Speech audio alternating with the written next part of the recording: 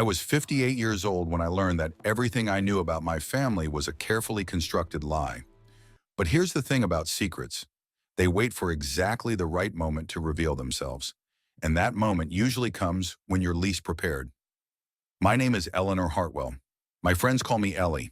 And this is the story of how a hidden room behind my mother's pantry gave me back the family I thought I'd lost and introduced me to one I never knew existed. The farmhouse stood exactly as it had for 90 years. White clapboard siding, green shutters, a wraparound porch that had witnessed 4 generations of summer evenings.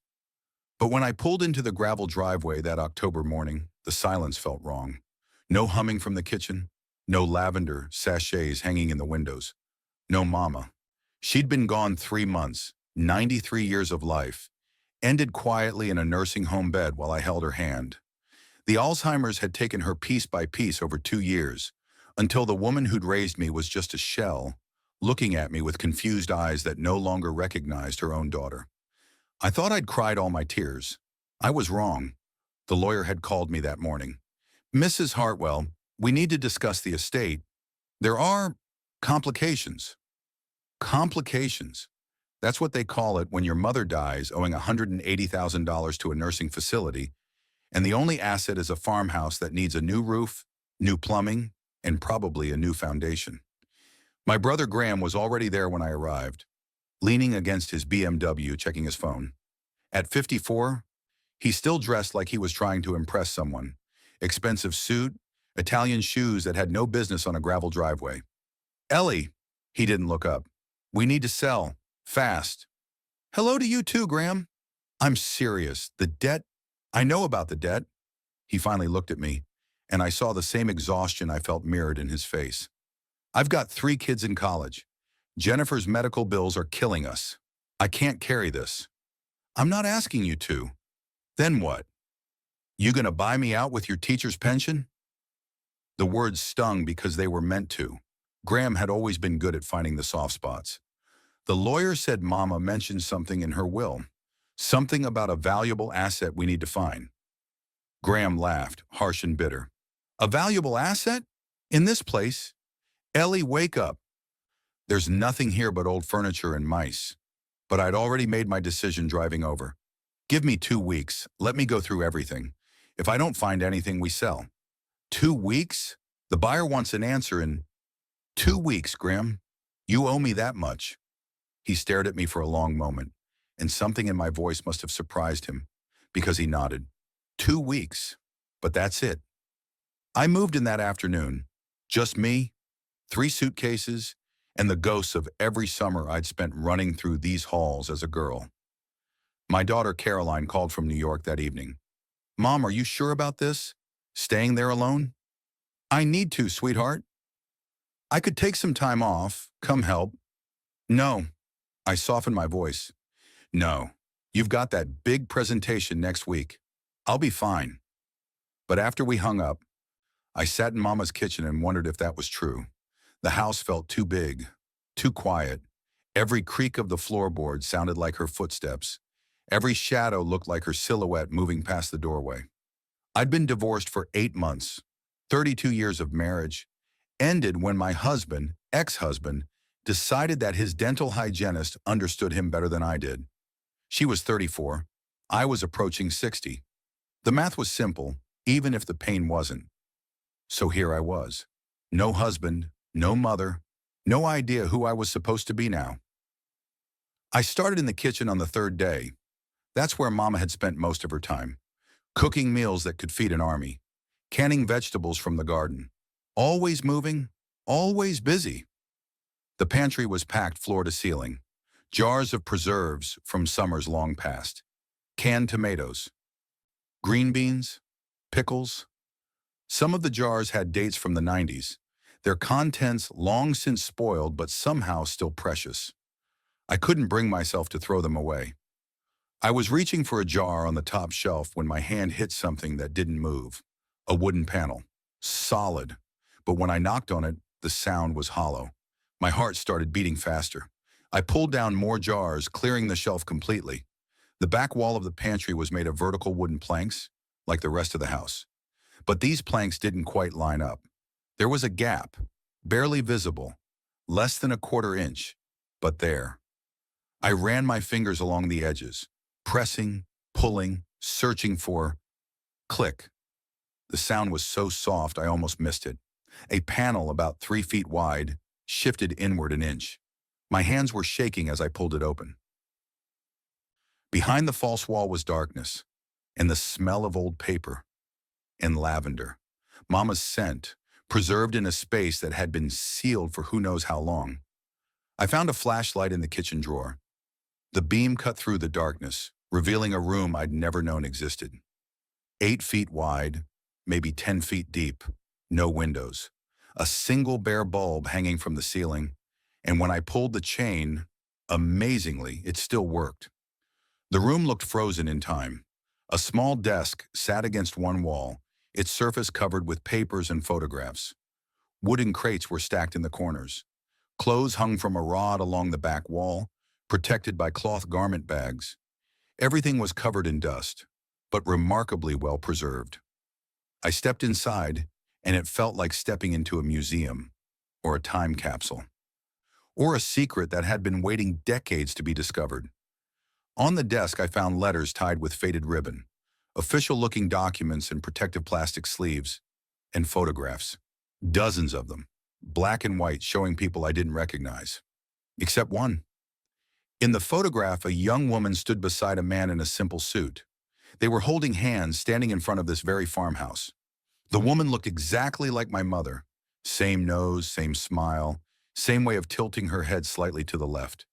But the dress she wore wasn't anything I'd ever seen in Mama's closet. And the man beside her definitely wasn't my father. I picked up the photograph, turned it over. Written in faded ink, Vivian and Klaus, June 15, 1943. Vivian, that was Mama's name. But Klaus, I'd never heard that name in my life. With trembling hands, I opened the first plastic sleeve and pulled out a document. Marriage certificate, State of Iowa County of Winnebago. This certifies that Vivian Margaret O'Connor and Klaus Wilhelm Brenner were joined in lawful matrimony on the 15th day of June, in the year of our Lord 1943. The paper slipped from my fingers. Mama had married someone named Klaus Brenner in 1943, but she'd married my father, Thomas Hartwell, in 1945, which meant I grabbed another document, a birth certificate. Name, Henry Thomas Brenner. Born September 8, 1944. Mother, Vivian Margaret Brenner. Father, Klaus Wilhelm Brenner. Henry, my father. Born with the last name Brenner, not Hartwell. I sat down heavily in the dusty chair, my mind reeling. My father was 80 years old. He'd lived his entire life as Henry Hartwell, son of Thomas and Vivian Hartwell. We'd celebrated 80 birthdays, 80 Christmases, 80 years of family dinners and graduations and weddings, all built on a foundation that was apparently a lie. Who was Klaus Brenner? And why had my mother hidden him away in a secret room for 70 years? I need to stop here for a moment because my heart is racing, just remembering that night. Have you ever found something in a parent's belongings that completely shocked you? Something that made you question everything you thought you knew about them? I'd love to hear your story in the comments below. And if you're listening from somewhere special right now, your kitchen, your car, your garden, let me know where this story is finding you today. It helps me know I'm not alone in this. I spent the next 2 days reading. The documents told a story that unfolded like a novel, except it was real, and it was my family, and every page made the foundation of my life shift a little more. In the first plastic sleeve, I found the wedding photographs and early letters bundled together. June 1943, Vivian Margaret O'Connor, age 22, married Klaus Wilhelm Brenner, age 25, in a small ceremony at the county courthouse. Only 6 people attended. There were photographs from that day. Mama looked radiant in a simple cream-colored dress. Not white, I noticed. Klaus wore a dark suit, his expression serious but gentle. In one photo, he was looking at her the way every woman wants to be looked at, like she was the only person in the world. The birth certificate came next. September 8, 1944, Henry Thomas Brenner, 8 pounds, 3 ounces, born at home, delivered by a midwife. Then barely 2 months later, November 16th, 1944.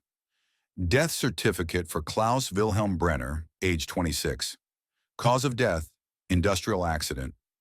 Location, Morrison Manufacturing Plant, Waterloo, Iowa. I stared at that document for a long time. Klaus had died when my father was only 2 months old. How had Mama survived that? 23 years old, widowed, with a newborn baby in the middle of a war? And then, barely 6 months later, June 2nd, 1945, another marriage certificate. Vivian Margaret Brenner, widow, married Thomas James Hartwell, age 31. The letters filled in the gaps between these stark dates. The first bundle contained correspondence between Klaus and Vivian from early 1943. His words revealed a man deeply in love, aware of the risks of their union. One letter mentioned her family's disapproval, an Irish Catholic girl marrying a German in wartime. Another, a draft in Mama's handwriting, crossed out and rewritten multiple times, spoke of being disowned by her parents but choosing love over their approval. The second bundle was marked 1944 from Germany. These letters were different, formal, worried, written by Klaus's brother Friedrich. They spoke of money sent through mysterious contacts, warnings about German families being sent to camps in America. Pleas for Klaus to be careful with something called the network. I grabbed my phone and searched. What I found chilled me.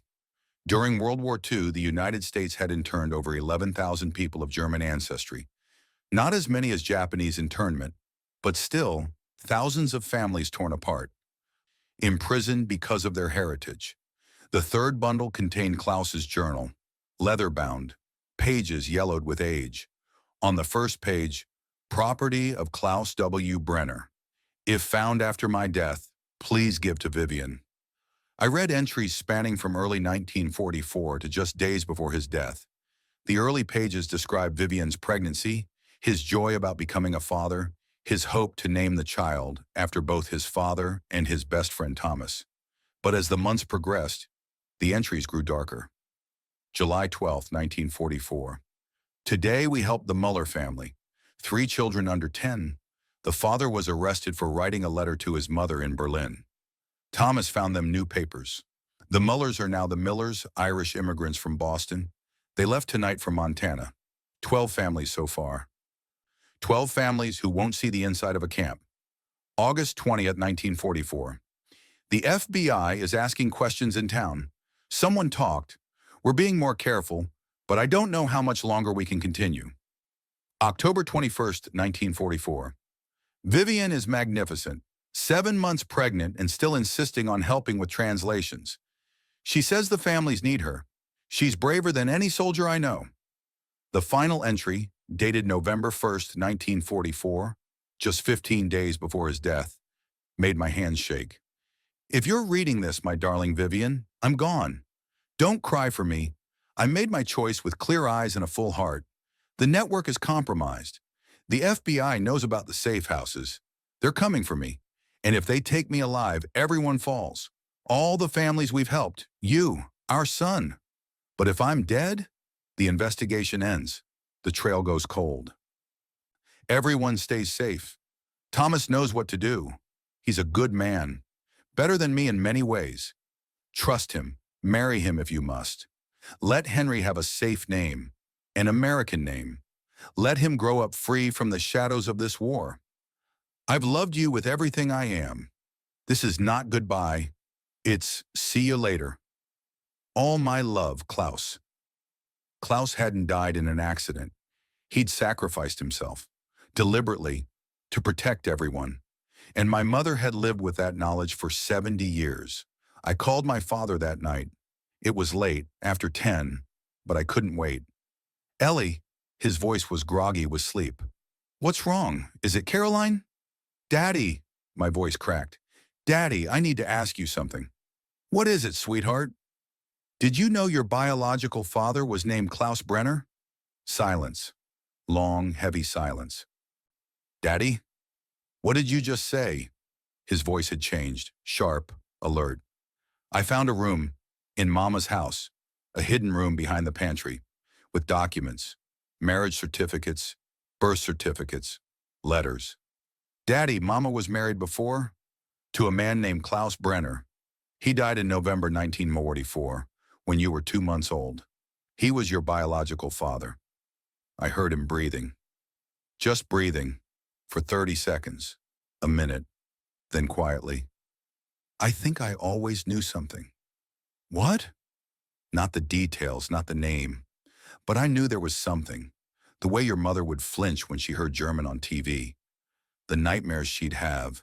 The way she'd cry on November 16th every year and tell me it was nothing. Just a hard day. His voice broke. November 16th. That was the day he died, wasn't it? Yes. Oh God, Ellie. She cried for him every year on that day, and I never knew why. I thought it was just sadness. Just the war. But she was grieving him. For 79 years, she was grieving him. We were both crying now. I don't know who I am, he whispered. I'm 80 years old and I don't know who I am. You're Henry Hartwell, I said firmly. You're the man who raised me. You're Caroline's grandfather. You're the same person you were yesterday. But I'm also Henry Brenner, son of a man I never knew. A man who died to save people. A hero. Yes, both things are true. Is there more in the room? I looked at the blue wooden chest in the corner, still unopened. Yes, there's more. Then keep reading. And Ellie? Yes? Thank you for finding this, for telling me. Your mother kept this secret to protect me. But I'm glad the truth is finally out. I opened the blue chest the next morning. On top was an envelope marked for Thomas, open after my death. The seal had never been broken.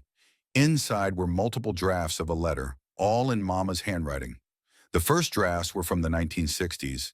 The paper was different, the ink faded. The final draft was dated 1989.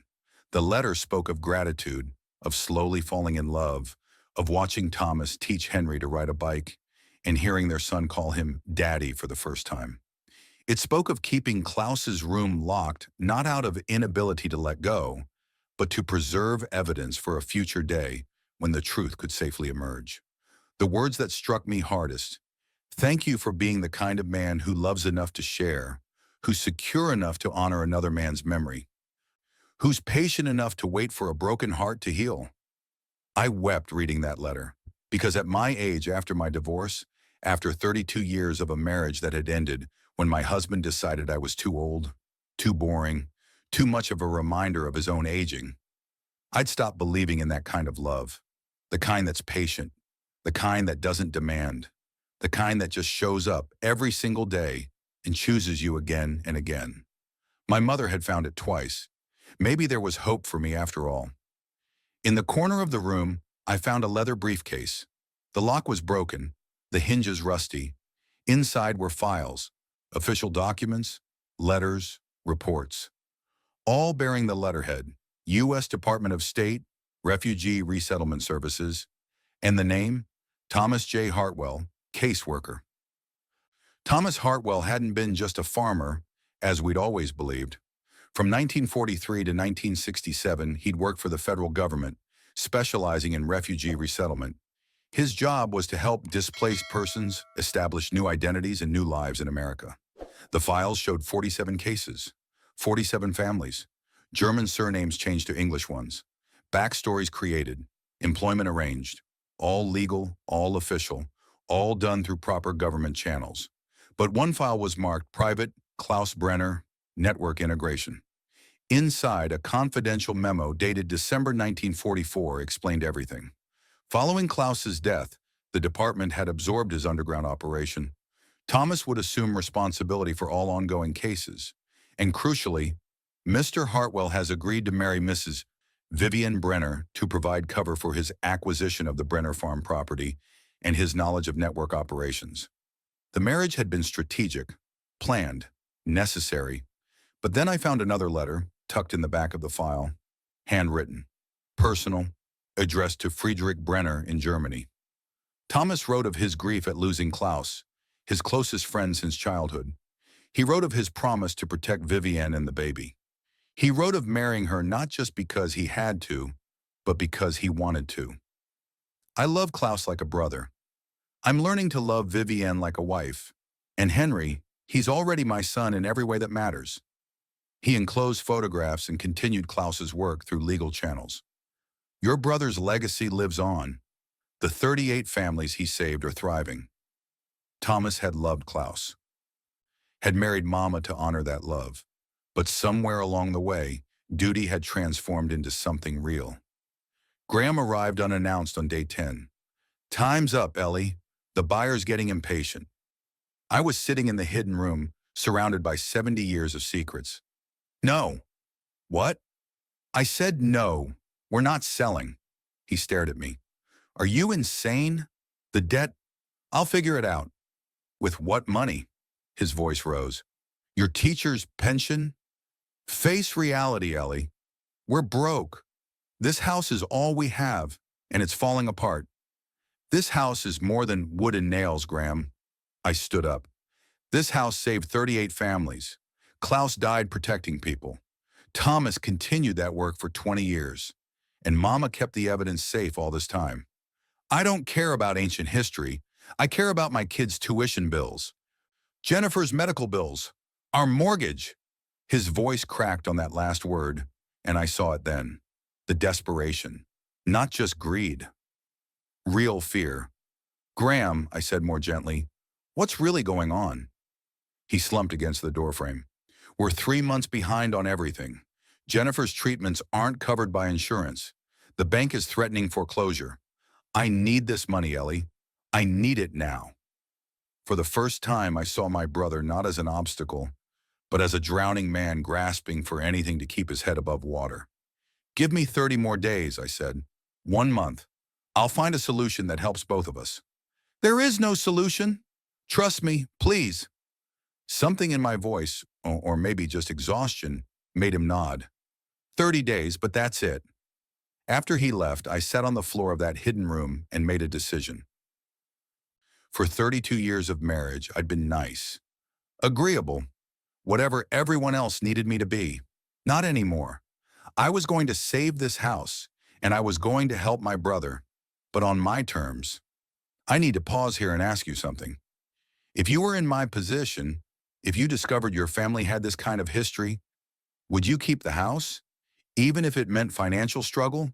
Would you protect the legacy, even if it cost you everything else? Let me know in the comments what you would do. I'm genuinely curious, and if you haven't subscribed yet, please do. This story continues, and I promise you won't want to miss what happens next. The blue chest had one more secret. At the very bottom, wrapped in protective cloth, was a small wooden box with a brass latch. Taped to the top was a note in Mama's handwriting. The writing was shaky, uncertain, written during her illness, I realized. Eleanor, I'm writing to you, not Henry. You're stronger.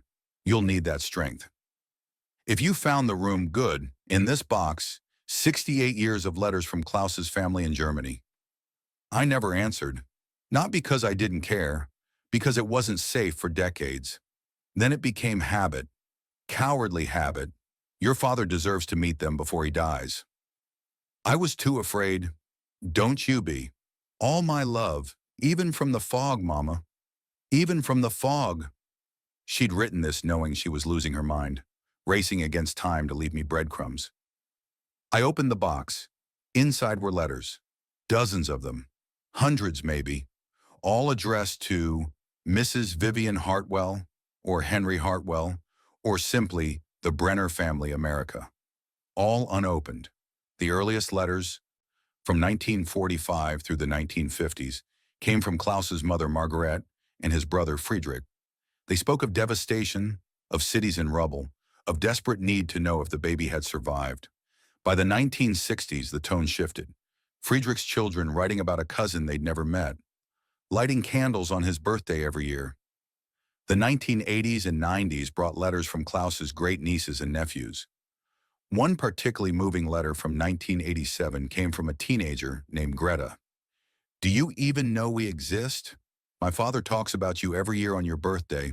We toast to Henry across the ocean.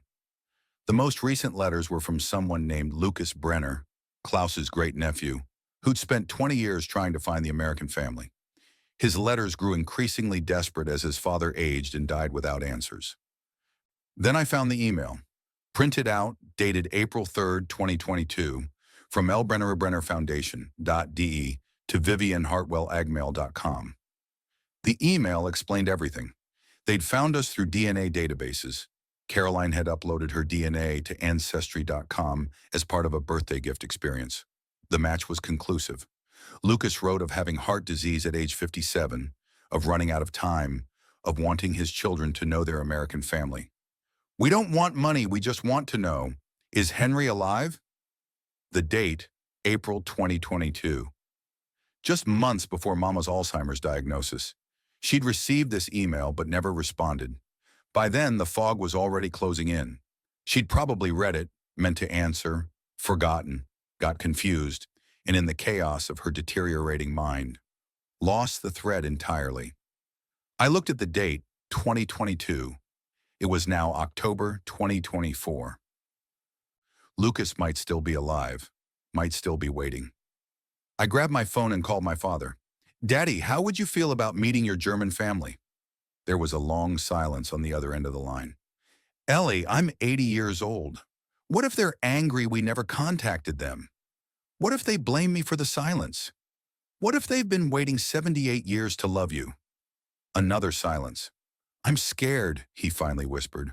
"I know, Daddy, but you're also running out of time. If you're going to do this, it has to be now. I need to think about it, to process." "Okay, take the time you need. But Ellie, don't wait for me. Write to them. Let them know we exist. Let them know I'm alive. I might need time to be ready, but they've waited long enough." I spent 2 days crafting the email, 6 drafts, each one trying to find the right words to bridge 78 years of silence. The final version was simple. I explained who I was, that my father was alive, that my mother had just died, that I'd found the hidden room in all their letters. I apologized for the silence and attached scans of documents and photographs. My hand hovered over the send button for a full minute. This would change everything. I clicked to send. 4 hours later, my phone rang. Unknown number, international code. My hands were shaking as I answered. "Hello? Eleanor?" A man's voice, German accent, thick with emotion. "This is Lucas Brenner. I just read your email and I cannot breathe. Henry is alive. My God, Henry is alive." I heard crying in the background, multiple voices, speaking rapid German. "Lucas, I'm so sorry No apologies. You found us. That's what matters. Is Henry, does he want to meet us? He's scared. He's processing. But yes, I think yes. Can we do a video call? I want to see his face. My father, before he died, he made me promise I'd find him. I want to tell him I kept my promise." Something in his voice broke my heart wide open. 3 days, I said. "Give me 3 days to prepare my father. Then we'll call." 3 days, yes, thank you. Oh my God, thank you. The video call was scheduled for Saturday at 2 p.m. my time, 9 p.m. Germany time. I flew to Arizona on Thursday. My father met me at the airport looking like he hadn't slept in days. "I can't do this," he said immediately. "Yes, you can." "What if I say the wrong thing? What if they hate me for the silence?" "Daddy." I took his hands. They were shaking. "They've been looking for you for 78 years. They don't hate you. They've been loving you from across an ocean your entire life." We spent Friday going through all the documents I'd brought. He read Klaus's diary 3 times, crying harder each time. "He was a good man," my father kept saying. "He was a hero, and I never knew him." "But you knew Thomas, and Thomas was a hero too." "I know, I just wish I could have known both of them." Saturday arrived too fast. We set up my laptop in my father's living room. Caroline had flown in from New York. She'd been feeling burned out in the city anyway, she said, and was thinking about making some changes. Even Graham came, quieter than usual, staying in the corner. At exactly 2 p.m., I clicked the Zoom link. The screen filled with faces. 23 people crowded into what looked like a large living room somewhere in Germany. 4 generations all staring at the screen with expressions of wonder and tears. In the center sat a man about my age. Lucas, I assumed. He looked exactly like my father had looked at 57. Same nose, same eyes, same way of smiling. "Henry," his voice cracked. "Is that you?" My father couldn't speak. He just nodded, tears streaming down his face. "Oh my God, it's really you." An elderly woman pushed her way to the front of the crowd. She must have been 90 at least, her face lined with age but her eyes sharp and bright. "Henry," her voice was strong despite her age. "I'm Greta, Klaus's sister. I was 12 when he left for America. I'm 92 now. I never thought I'd see his face again." She reached toward the screen as if she could touch him through it. "But here you are. You look just like him. Just like our brother." My father found his voice. "I'm sorry. I'm so sorry it took so long." "No." Greta's voice was firm. "No apologies. You're here now. That's all that matters." For the next 3 hours we talked. They told stories about Klaus's childhood, how he'd been a talented mechanic, how he'd always helped anyone who needed it, how he'd left for America in 1938 with nothing but dreams and determination. They showed us photographs spanning decades, family weddings, graduations, babies, faces that looked like ours, expressions we recognized in mirrors. They told us about the Brenner Foundation, an organization they'd started in Klaus's honor that helped refugees worldwide. They'd resettled over 12,000 people since 1950. "Your father's legacy," Lucas said. "We continue his work, and we'd like you to be part of it, if you're willing." Towards the end of the call, Lucas leaned forward. "Henry, would you consider coming to Germany? We have a family reunion every summer in Bavaria. This year it's in 6 weeks. We'd cover all your costs. Please, say yes." My father hesitated. Greta spoke up, her voice gentle but firm. "I'm 92 years old. I don't have next year. Come now or come to my funeral. Those are your options." The room fell silent. Then everyone started laughing through their tears. "I'll come," my father said. "I'll come with you, Daddy," I said immediately. He looked at me with such gratitude. "You will?" "Of course. You think I'd miss this?" Caroline raised her hand. "Me too. I've actually been thinking about taking a break from New York. The pace is exhausting, and I need to figure out what I really want." This feels important. Even Graham cleared his throat. "I don't know if it's appropriate, but if it's okay, I'd like to come too, to understand where we really come from." "Yes," Lucas said firmly. "All of you, the whole family, come home." Let me pause here, because I'm getting emotional just remembering that moment. Have you ever experienced something that felt like pieces of your life finally clicking into place? A moment when you understood why things happened the way they did? That's what this felt like. And if you're still listening, thank you for being here with me through this story. Please leave a comment telling me where you're listening from. It means the world to know I'm not alone. We flew to Germany in late November. Lucas and his wife Heidi picked us up at the Munich airport. When Lucas and my father stood face to face for the first time, they just stared at each other for a long moment. Then Lucas pulled my father into a hug, and they both started crying. The reunion was held at a lodge in the Bavarian countryside. 42 Brenners from across Germany and Austria all gathered to meet the American cousins they'd searched for all their lives. The first evening, Lucas gave us a tour of the Brenner Foundation headquarters, housed in the old family home. "This was Klaus's bedroom," he said, opening a door to a small museum. Inside were Klaus's childhood belongings: books, school papers, photographs, medals from his resistance work. My father stood in the center of the room, turning slowly, taking it all in. "I'm 80 years old, Shai," he whispered, "and I'm meeting my father for the first time." The next day, we visited the cemetery. Klaus's grave was in a small churchyard, well-maintained, always decorated with fresh flowers. The headstone read, "Klaus Wilhelm Brenner, 1918-1944, starb, damit andere leben konnten." "What does that mean?" my father asked. "He died so others could live," Lucas translated quietly. My father knelt in front of the gravestone and placed his hand on it. "Dad," he said softly, "I'm here.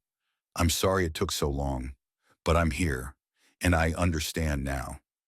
You gave me life twice, once at birth and once when you gave your own life to keep me safe.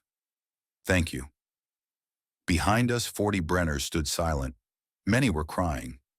I watched my 80-year-old father grieve the man who'd given him life, and I understood something profound. We carry our ancestors in our bones, whether we know their names or not. That evening, at the reunion dinner, I found myself sitting with three German women around my age. Margaret, Lucas's sister, was 62. She poured me wine and said, "So, Lucas tells me you're recently divorced?" 8 months ago. Ah, I divorced at 58 myself. Thought my life was over. That's exactly how I feel. She laughed. It's not over, Eleanor. It's just beginning. After my divorce, I started working full-time at the foundation. Now I travel to refugee camps, help resettle families. I'm busier than I've ever been, and happier. Another woman, Helena, leaned in. I lost my husband at 55. Cancer. For a year, I thought I'd never smile again. But grief teaches you what matters. Life doesn't end when you're in your 50s or 60s, Eleanor. It just changes shape. And sometimes the new shape is better than the old one. I felt something shift inside me. These women had survived divorce, widowhood, all the losses that come with aging, and they'd found joy again. Maybe I could too. The next day, Lucas approached me privately. Eleanor, I have a proposition. The foundation needs American partners. We want to expand our educational programs about refugee experiences. You're a teacher, yes? I was. I retired last year. Would you consider working with us? Part-time at first, remotely. Help us develop curriculum, connect with American schools. We can offer a modest salary and cover your expenses when you travel here. I stared at him. You're offering me a job? I'm offering you a purpose, a way to continue Klaus's legacy, your grandmother's legacy, Thomas's legacy. For the first time in months, I felt something spark inside me. Yes, I said. Yes, I'd like that very much. On the flight home, Graham sat down next to me. I was wrong, he said abruptly, about selling the house, about all of it. Graham, no, let me finish. Being here, seeing what Klaus did, what the family has built in his honor, I was so focused on money that I forgot what actually matters. That farmhouse isn't just property. It's proof of what our family sacrificed for, what they believed in. He looked down at his hands. Lucas offered me a loan for Jennifer's treatments and the kids' tuition. I can pay it back over 10 years, no interest. He said it's what family does. I could see the struggle on his face, pride warring with necessity. I think I'm going to take it, he said quietly, not because it's easy, but because I'm finally starting to understand what Klaus did. He accepted help from Thomas. Thomas accepted help from the government program. Nobody does this alone. Maybe it's time I learned that lesson. I think you should take it, I said. And Graham, when we get home, I want to talk to you about the farmhouse. I have an idea that might work for both of us. We returned to the States in early December. Over the next 2 weeks, I worked with a lawyer and a financial planner to create a plan. The farmhouse would become the Klaus Brenner Safe House Museum, a small nonprofit organization. The Brenner Foundation provided a startup grant of $50,000. I would live in the upstairs apartment rent-free while managing the museum and developing curriculum for the foundation. Graham would serve on the museum's board and handle the business side, receiving a small stipend. The museum would also establish a scholarship fund in Jennifer's name for children of refugees, a way of honoring what she was going through while helping others. It took 4 months to make it happen. 4 months of paperwork, renovations, historical research, and sleepless nights. Carolyn took a leave of absence from her New York job and moved home to help with the museum's social media and programming. My father recorded oral histories, his memories of Thomas, his experience discovering Klaus, interviews with other families who'd been helped by the network. We found 6 of the original 47 families Klaus and Thomas had helped. Their descendants came forward, sharing photographs and stories. The museum became not just about one man's sacrifice, but about a whole network of courage. 6 months after that first phone call with Lucas, the Klaus Brenner Safe House Museum opened to the public.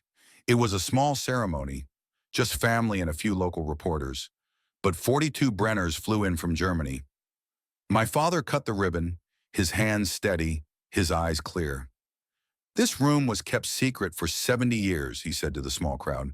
My mother, Vivian, hid it to protect the people she loved. But secrets are like seeds. They wait in darkness until it's safe to grow. Today we're planting this secret in the light, so it can teach, so it can heal, so the next generation knows what love looks like when it's tested. Inside the museum, visitors could see the secret room preserved exactly as I'd found it. Klaus's diary in a protective case, Vivian's letters, the photographs spanning 4 generations. On one wall, we'd installed a digital display showing all 47 families Klaus and Thomas had helped. Their stories, their descendants, the legacy of lives saved. Caroline had worked with a designer to create an interactive timeline. Visitors could trace the network from 1942 to 1967, see how one man's courage had rippled across decades. In the corner, we'd placed a simple bench. The plaque read, "Sit here, rest, think about what you would risk for love." That evening, after everyone had gone, I sat in the secret room alone. The house was quiet, but it was a different kind of quiet now. Not emptiness, fullness. I thought about Mama keeping this secret for 7 decades, the weight she'd carried alone. I thought about Klaus, choosing death to save others. I thought about Thomas, loving enough to raise another man's child as his own. And I thought about myself, who'd stumbled into this room lost and broken, and found not just family history, but a roadmap for living. The door opened. My father poked his head in. "Thought I'd find you here." "Just thinking." He sat down next to me. "Thank you for finding this, for telling me, for bringing me home." "Which home? Germany or here?" "Both, all of it." He looked around the room. "Your mother kept this secret because she loved us, but you freed it because you understood that some truths need to be told. I don't think it's about keeping or telling, Daddy. It's about timing. She knew someday the world would be ready. She just didn't know when." "Maybe." He squeezed my hand. "Lucas called today. Wants to know if you'd consider spending 3 months in Germany next summer. Help launch the educational program in person." My heart raced. 3 months in Germany, working on something meaningful, starting over. "I think I will," I said. "Good. Life's too short to play it safe." We sat in comfortable silence for a while. Then my father said, "Do you think they're proud of us? Klaus and Vivian and Thomas?" I looked at the photographs on the wall. 3 people who'd loved enough to sacrifice, to wait, to hope. "Yeah, Daddy, I think they are." So that's my story. The story of how a hidden room behind my mother's pantry changed 3 generations of my family. I'm 60 now. 2 years have passed since that October day when I first opened that secret door. I've spent 18 months working with the Brenner Foundation. I've traveled to refugee camps in Jordan and Greece. I've helped develop curriculum that's now used in schools across 3 countries. Graham paid off his debts last year. He volunteers at the museum on weekends and says he's closer to his kids now than he's been in years. Turns out financial stress had been poisoning more than just his bank account. Caroline decided not to go back to New York. She lives in the farmhouse with me, managing the museum's programs and discovering a passion for nonprofit work she never knew she had. My father celebrated his 82nd birthday last month, surrounded by both his families, the Hartwells and the Brenners. When I asked him how he felt, he said, "Complete. For the first time in my life, I feel complete." And me? I'm not the same woman I was 2 years ago. I'm stronger, braver, more certain of my purpose. When my marriage ended, I thought my life was over. Turns out it was just beginning. Before I go, I want to ask you one more question. What family secrets might be hiding in your own home? In your parents' attics? In boxes you've been meaning to sort through? This story taught me that the past isn't dead. It's waiting, waiting for us to be ready to hear it. So wherever you're listening from, your kitchen, your car, your quiet corner of the world, thank you for being here with me today. If this story touched you, please share it. Please comment below with where you're listening from and whether you've ever discovered something that changed how you saw your family. And remember, it's never too late to discover the truth. It's never too late to come home. It's never too late to begin again.